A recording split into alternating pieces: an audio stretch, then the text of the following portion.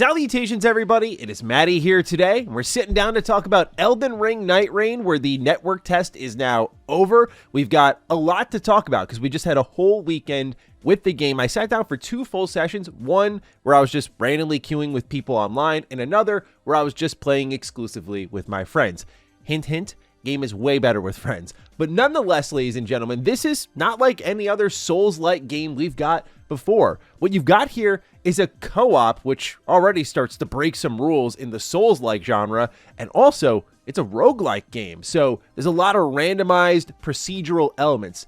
To be very clear, this is not my favorite genre. Like, there are special exceptions in a Hades, a Splintered Fate, a Slay the Spire. Like, those types of games just click with me really well because they're so expertly designed. So is Elden Ring NIGHTREIGN finding itself in that pocket early? The answer is yes. I really enjoyed a lot of my time with this game, and I just think it's such a brilliant idea. You know, you take these old enemies, these old bosses from these FromSoft games that we've all agonized through, that we've all suffered through, and then put it together in this kind of mixed universe setting that goes alongside the events of Elden Ring and have us conquer our demons together once more. I think it's just a really fun, focused idea. The game is coming in at $40, so I'm looking at it from that angle. And also, I gotta be honest, it's great to know that this isn't the replacement for the thing I want from FromSoftware, which is continuing to evolve the Souls-like genre that they invented, but rather an addition to it. So looking at it from that angle, I really enjoyed what I played of NIGHTREIGN thus far. I'm going to break it all down for you right now. If you're new here, you're into what's going on with the latest releases, consider subscribing. This is a game that I think is best defined as just letting game designers cook. If you've played all the Souls games before, then you've likely already seen everything this game has to offer at one point or another. And hell, if you paid close attention to Elden Ring as a whole, you'd have noticed that already, but that's a different conversation. But for example, you're going to fight the Centipede Demon, and that was an optional boss in Dark Souls 1. However, good game design makes the fact that you've seen this stuff before matter far less based on how you interact with it, how the fiction interacts with the gameplay elements. And what FromSoft has done is flip the entire formula they created on its head. You're going to drop in like a battle royale game, and rather than methodically combing the map, ensuring no enemy gets the drop on you, you're actually sprinting to them, slaying absolutely anything your blade can cleave through, and actively seeking every boss in the nearby radius. Rather than sitting on your items that you'll never use, FromSoftware has now made it exciting to find things that'll give you offensive and defensive boots. Hell, even a fire pot was kind of exciting to me. Fire grease for my sword was really exciting. All these items that just felt, I wouldn't say purposeless, but very special case, special use scenarios now just have renewed life to them. And because of the ability to class swap so often before the start of every match, other pieces of loot that I would typically ignore, like in, for example, a mage build, because I played as like a Templar in my first Elden Ring playthrough. That's my main save file. Obviously, I know you can respec and everything, but you know, once the game is done, you've done your New Game Plus run, it's just kind of a for fun thing. But now you can explore even new equipment builds that perhaps you never did before with Elden Ring. Rather than allocating stats, you're going to pick that class and only worry about scaling your level, and most important of all, it's entirely built around the idea of 3-player teams. The list goes on, and I'll get to that, but what they have here is really exciting and again flips the design of the standard genre that they have pioneered. So for starters, yes, it's a multiplayer game, and I do think playing with friends is key. I have to say, Souls community, I'm very surprised after all of the get good energy we see out there that the people I'm queuing with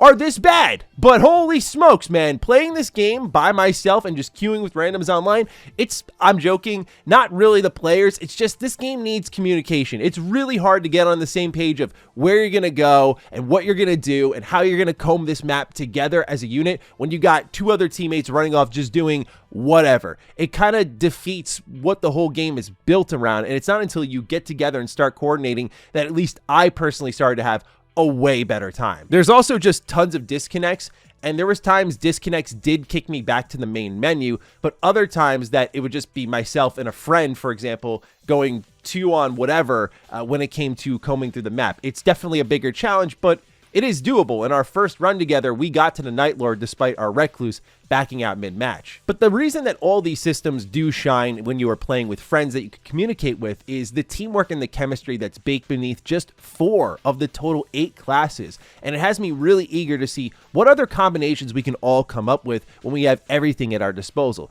As a quick example, the Guardian has an ultimate ability which allows it to fly into the air and crash back down into the ground, leaving enemies in its wake. Despite its clear offensive capabilities, knocking back smaller enemies or just doing damage to a boss, it's also an excellent clutch tool for reviving teammates. And being able to communicate with a friend, for example, if I'm playing as the Duchess and I have no healing flasks left, but I'm going to go in, try to stack bleeding, and get some good damage in, and I'm like, hey, if I go down, I need you to pull ult because I've gone down twice already and I need to get up instantly. Then we communicate, we coordinate that effort, and the second I go down, ult pulled, I'm back up, we're back on the offensive again. Those are the difference makers, obviously in any multiplayer game, but in particular in NIGHTREIGN, like there's far more coordination than I really expected. You're not 3 individuals playing on the same map. You really do lean on each other, and the core of that are these classes and the abilities that are tied to them. I'll get into the classes in just a moment here, but what I really want to make sure you know about this game, because a lot of people were asking, myself included, is, okay, From Software has decided to make a purely multiplayer game, and as many of you know, since Demon Souls, when you want to summon someone in, you got to like write something on the ground, you got to pray to gods above, you got to do gestures. I'm kidding, I'm over exaggerating, but you get the idea that it's a pretty finicky invite system that's based on passwords. And the question was like, okay, a pure multiplayer game from Software, surely they're going to do an invite system. And the answer is no, it's still the password. You're going to set up a group password. You can queue for 2 or 3 teammates, depending on how many friends you're playing with at that same time. And then, does it work? Yes. Do I wish it was a traditional invite system? At a certain point, yes, but at this point now, it works. Semantics to me. And will people still complain about it? Absolutely. What I really want to get into, though, is the game flow. Now, we've kind of covered those top-level details and what I've observed here. So, what you've got is dropping into a random part of the map at the start of day 1. And as you explore the map, killing mob enemies, random bosses, and grabbing the best loot you can find, a ring of fire will slowly shrink around you. Now, much like a battle royale game, you don't want to be caught outside the ring of fire, or you're going to be losing health gradually. Now, the pressure situation in this game is to clear as many enemies and bosses as a collective, while also hitting those churches to get as many additional healing flasks as you can. So it'll be a lot of popping open the map, pinning things, sprinting as fast as you can over there, clearing enemies in your wake, rinse and repeat. You won't be sitting down at a grace point setting things up like strength, endurance, intelligence, and so on. You'll just move your level up, and you'll see as you progress how each class scales a little differently. For example, a Guardian can really take a hit, while the Recluse and Duchess are more like your glass cannons. Now, as night falls, you'll be gathered into one of a few spots on the map, and you'll fight your first boss. Now, upon beating it, it will drop some of the best loot, giving you a sort of guarantee of scaling up that I feel a lot of procedural games fail to do. But also, the passive effects of these weapons you're looting are active even when they're not held in your hand. So you can consider that when build crafting, and there'll be times you'll get something and go like, man, like none of these are good for my class. But the passive effects do stack, and those can be useful and make you much more formidable than I originally gave it credit to until like the final hour of the network test. I went, oh, this is actually a difference maker. Now, if you do survive that day 1 boss fight, the night will end, it'll become daytime again, and the ring will expand once more, and you'll repeat this process for day 2. However, what I noticed, and I'm very excited to see how other maps handle it, is that day 2 will introduce some new wrinkles. For example, the Fell Omen might show up and try to kill one of you, and so this kind of spontaneous boss that, by the way, will chase you.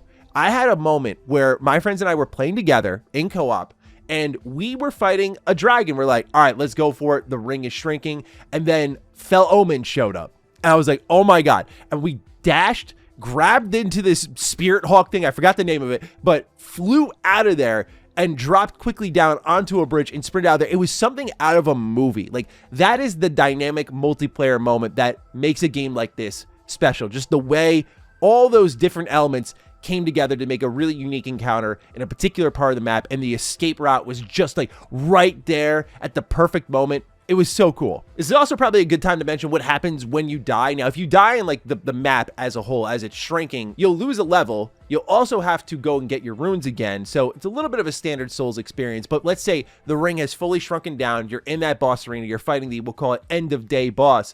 If you die in there, that's it. If everyone goes down, that's it. Now, let's say you do survive day 2, where typically the hardest boss leading into the Night Lord is. I'm talking about you, Draconic Tree Sentinel. Why are you the hardest boss in the network test? I don't know. Your health pool is crazy. And also, I should mention that as you get these bosses down lower and lower, that last quarter of their health, they just get buffed like crazy.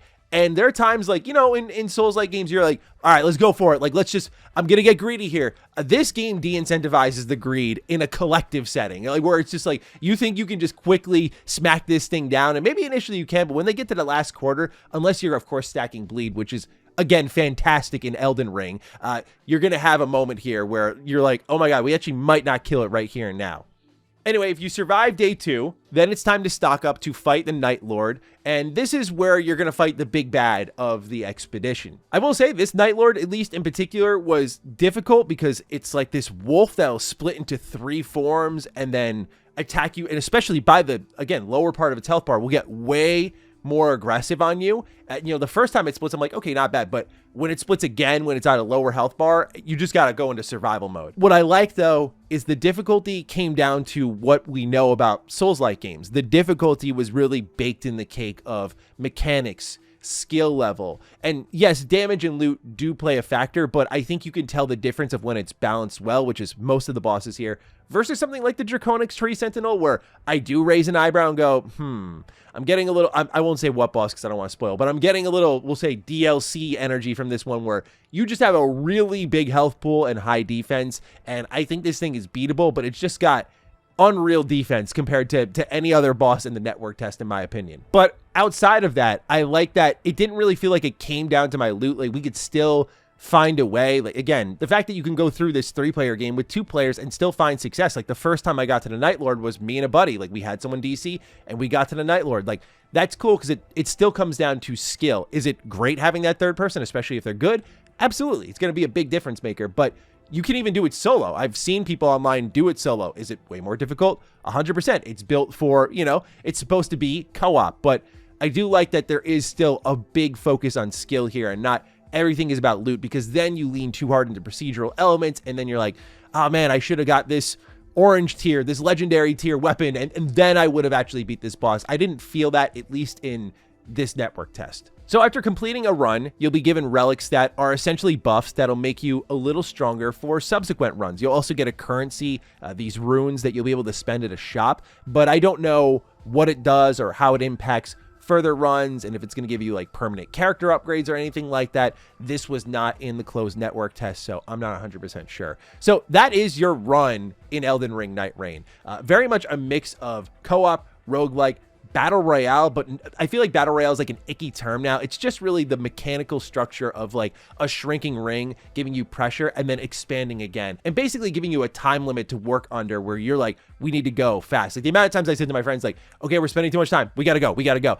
There is a little bit of pressure that's consistent throughout this experience, and the ring from a battle royale game is an effective way of doing that. It's really well designed. So there are 4 classes in the Duchess. She will allow you to go invisible, and you can also repeat damage dealt with this almost like rewind ability. She has crazy dodges, like the best dodges in the game. Her attack speed is crazy. You're gonna really want to build like fast attack speed and bleed weapons on her, but she has low health, and so that means her iframes are crazy, but if she gets hit, she's going to feel it. Then you have the Guardian, which has really great range to start things out, has high health, good tanky abilities, and I already described the AoE ult that can really be a difference maker in any sort of fight. You also have the Recluse, who is a mage and can stack what is effectively a magical cocktail that after each spell is cast, you'll basically store that element. So if I shoot something like fire, I'll be able to store fire. If my teammate uses a lightning spell, I'll be able to store that. You fill up all 3 of those slots when you press the button combination of, in the case when I played it on PS5, triangle and L2,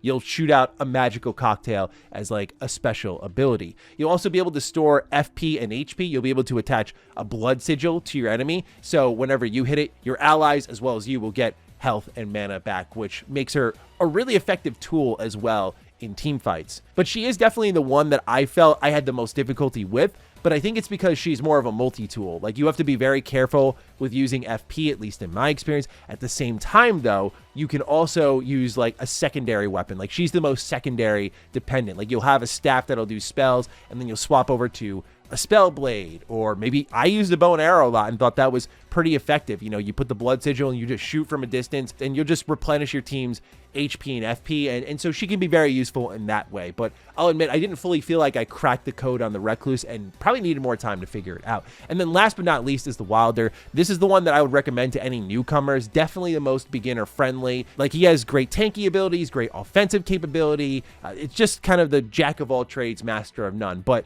his ultimate is a real difference maker. The ability to guarantee a stagger on any enemy, any boss, is just incredibly useful at every step of the game. And especially when you're dealing damage and taking damage, how quickly that ultimate recharges, it's a big difference maker. Like, when you're trying to synchronize, say I'm playing as Duchess, my friend's playing as Wilder, stun them, and then I go in and just spend all my stamina clawing away, stacking bleed, rewinding. You can just wallop the damage. Again, chemistry is here. It does exist. His other ability is very Sekiro-like, which, why don't we talk about that a little bit, shall we? There is more Sekiro movement tech in this game. As you're sprinting these maps, you're going to see a lot of wall hops. There's a second sprint style where, of course, you're going to hold circle or the B button, and you'll sprint at the normal speed you know in Elden Ring. But then if you click on the left stick, this is like, I would call it your hustle button. It'll spend like half your stamina bar, but you'll go.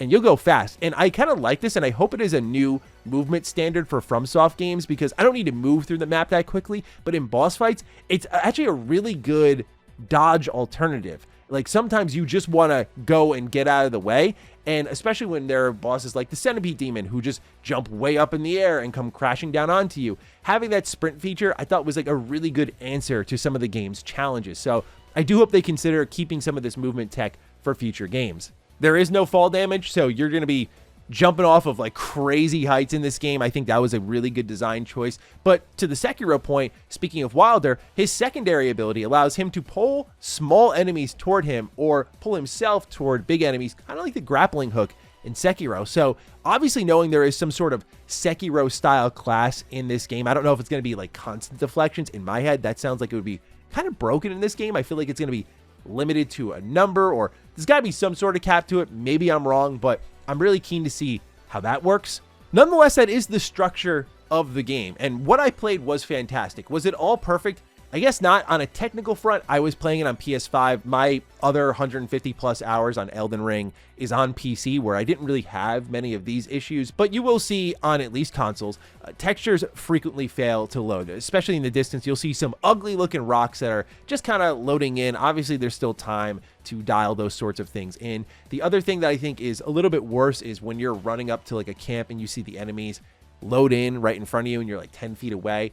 That does happen pretty often in this game, and I feel like if I had to pick one or the other in the terms of a trade-off, I could deal with textures not loading. It's always a little distracting, but not the end of the world. But enemies loading right in front of you, I mean, this is a game all about strategizing and planning, and being able to see those enemies from a distance, I think, allows you to kind of make quick moment-to-moment decisions. So I hope they do fix that. And also, there is a very scarce frame drop that happens when things get really busy on screen, when you're all dropping spells and abilities, and you're in this big open map, and it's raining, and it's a big boss jumping up and down. I mean, there's a lot going on, so you understand it, but yeah, there can be some technical compromises clearly here in this game. But otherwise, that was really it. My only other, if you will, complaint, and maybe it is a skill issue. Maybe someone in the comments is going to tell me something I was missing with the Draconic Tree Sentinel, but out of every boss in the game, like, everyone felt very beatable. I almost got this Tree Sentinel. We got him down to like quarter health.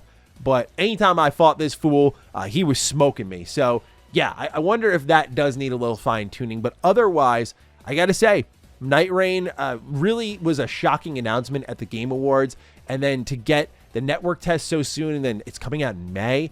Very excited to get my hands on this one and see the other maps, see the other playable characters, and dialed right in at the $40 price point. This feels pretty good heading into launch, where, again, I'm excited. I was really happy with what I played. So, ladies and gentlemen, let me know your thoughts if you played the closed network test down below. I'm keen to get your thoughts. Other than that, take excellent care of yourselves, and I will see you in the next one. Stay sexy, stay active. I love you all. Peace.